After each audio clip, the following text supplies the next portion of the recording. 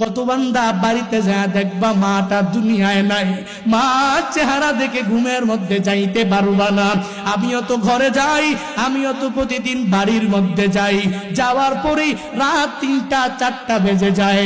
আমি আমার মাকে ডাক দিয়া বলি, ও মা ঘুম থেকে উঠো, তোমার সন্তান জুনায়েদ বাসায় এসেছে।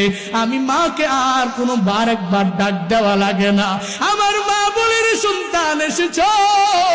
একবার ডাক দেওয়ার পরে আমার মা আমার দরওয়াজাটা খুলিয়া আমাকে বুকে নিয়া বলে, যা যা যা ঘুমাইতে যা। আমি মাকে বলি, মা তুমি কি ঘুমাও না? ঘুমাও না? আমার মা বলে, রে সন্তান আমার, যেদিন থেকে তুই ওয়াজ মাহফিলে বিভিন্ন জেলায় জেলায় ঘুরে বেড়াও, আমি ওই দিন থেকে তোর জন্য একটি রাত আমি ঘুমাইতে পারি নাই। বিশেষ করে এই 3টি মাস আমি মার ঘুম হয় না।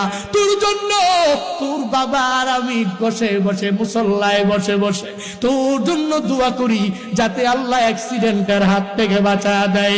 এরে বান্দা, আমি তো বাড়িতে যাওয়ার পরে মার দোয়া নিয়ে ঘুমাইতে পারবো। এখনো এমন অনেক বান্দা আছো যেই বান্দারা মার ভালোবাসা আর দোয়া নিয়া ঘুমাইতেও পারবা না। স্ত্রী কি গিয়া